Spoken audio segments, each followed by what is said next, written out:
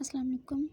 My name is Aisha Askar and I am going to present my topic tissue engineering and it is presented to Dr. Shehbaz Ali.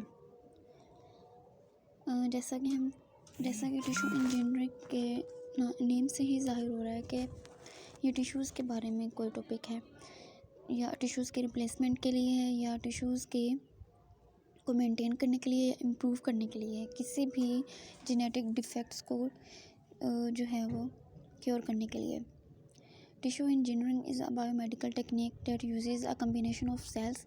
ऐसी technique है जिसमें combination of cells का combination जो है वो use किया जाता है या सेल मटेरियल को लिया जा सकता है, फिर उन पर डिफरेंट मेथड्स अप्लाई होते हैं उनको रिस्टोर करने के लिए, मेंटेन करने के लिए या इम्प्रूव करने के लिए, या फिर उन टिश्यूज़ की या उन सेल्स की जब वो सेल्स कंबाइन होंगे तो टिश्यूज़ में कन्वर्ट होते हैं, फिर उन टिश्यूज़ के रिप्लेसमेंट के लिए जो है वो ये टेक्निक यूज़ होती है।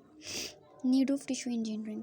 Tissue engineering holds promise of producing better organs for transplant using engineering technique and gene therapy. Tissue engineering की नीड हमें क्यों महसूस होती है? बिकॉज टिश्यू इंजीनियरिंग जो है, टिश्यू इंजीनियरिंग के थ्रू हम एक ऑर्गन्स को ट्रांसप्लांट कर सकते हैं, एक जेनेटिक डिफेक्ट्स को क्योर कर सकते हैं। It may be possible to correct many incurable genetic effects. Tissue engineering के थ्रू ये पॉसिबल है कि हम जो है बायो इंजीनियर्स क्या कर सकते हैं, इनक्योरेबल जेनेटिक डिफेक्ट्स को भी क्योर कर सकते हैं through genetic tissue engineering. Donor tissues and organs are in short supply. जब कोई डिज़ीज़ होती है तो वो उस डिज़ीज़ को क्योर करने के लिए भी हमें ऑर्गन्स या टिश्यूज़ जो है वो रिप्लेस करने पड़ते हैं। तो जो इसकी नीड इसलिए महसूस हुई क्योंकि डोनर टिश्यूज़ और ऑर्गन्स जो है वो शॉर्ट सप्लाई में थे। नेक्स्ट है components of tissue engineering. Implanted and cultured cells that will create new tissues. Cells लिए जाते हैं जिनको कल्चर किया जाता है और वो नेक्स्ट क्या है, कन्वर्ट हो जाते हैं न्यू टिश्यूज़ में। And then biomaterial to act as scaffold और मैट्रिक्स टू होल्ड सेल्स। फिर उन सेल्स का जो मटेरियल होता है उनका स्कैफोल्ड बनाया जाता है, which has very important role in tissue engineering processes. Biological signaling molecules that instruct cells to form desired tissue type. Biological signalling molecules होते हैं, यूज़ किए जाते हैं, मेन कंपोनेंट है टिश्यू इंजीनियरिंग का, जो कि इंस्ट्रक्ट करते हैं सेल्स को, इंस्ट्रक्शंस देते हैं कि डिज़ायर्ड टिश्यू टाइप बनाए जाए। जिस तरह अमाइनो एसिड्स इंस्ट्रक्शंस देते हैं सेल्स को, या आरएनएस जो हैं वो इंस्ट्रक्शन देते हैं अमाइनो एसिड्स को कि किस टाइप की प्रोटीन होनी चाहिए, किस टाइप की डिज़ायर्ड प्रोटीन बननी चाहिए। इसी तरह ये सिग्नलिंग मॉलिक्यूल्स भी एक्ट करते हैं। Why tissue engineering used as regenerative medicine?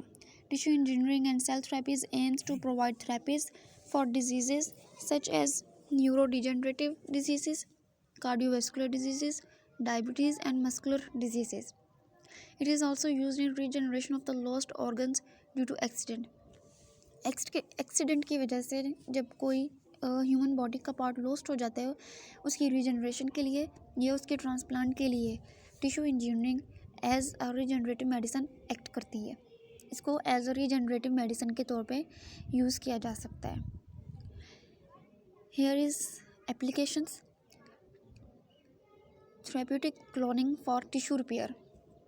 Tissues को रिपेयर करने के लिए जो है वो थेरेपीज़ के थ्रू क्लोनिंग की जाती है, जिससे वो टिश्यूज़ जो हैं वो रिप्लेस हो सकें या क्लोनिंग के थ्रू क्योर कर सकें उनको, कोई भी डिज़ीज़ हो उनका जो है वो, चाहे वो coronary heart disease like myocardial infarction है, हार्ट फेलियर है, डिसफंक्शनल हार्ट वाल्व्स हैं।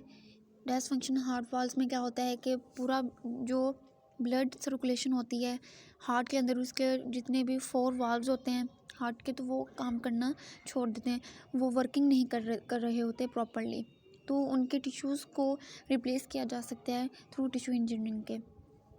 Peripheral vascular disorder, abdominal aortic न्यूरिज्म।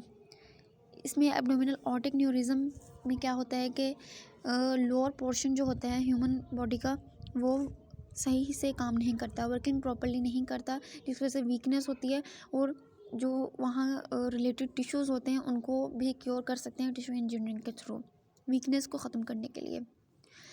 Examples of tissues that are candidates for tissue engineering include skin, cartilage and heart. ऐसे टिश्यूज़ जो कि tissue engineering के लिए इस्तेमाल किए जा सकते हैं उनमें स्किन टिश्यूज़ हैं, कार्टिलेज है एंड हार्ट टिश्यूज़ हैं। The production of skin substitute has played an important role in improving the success of skin graft surgeries, especially for complex wounds such as burns.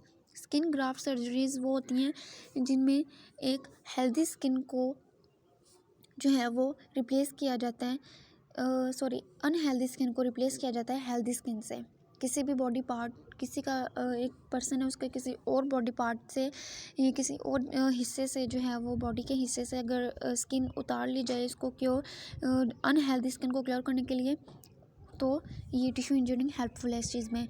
जैसे कि wounds होते हैं, ज़ख्म हो जाते हैं, गहरे ज़ख्म लग जाते हैं एक्सीडेंट के थ्रू या बर्निंग हो जाती है, इस तरह स्किन जल जाए, इसमें इनको क्योर करने के लिए यूज़ होता है ये।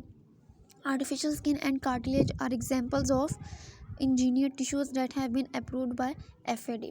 आर्टिफिशियल स्किन्स एंड कार्टिलेज जो यूज़ हो रहे हैं आजकल, आर्टिफिशियल स्किन्स सर्जरीज़ के थ्रू चेंज किए जा रहे हैं, ये भी एक किसकी एप्लीकेशन है, टिश्यू इंजीनियरिंग की, जो कि अप्रूव्ड होती है FAD के।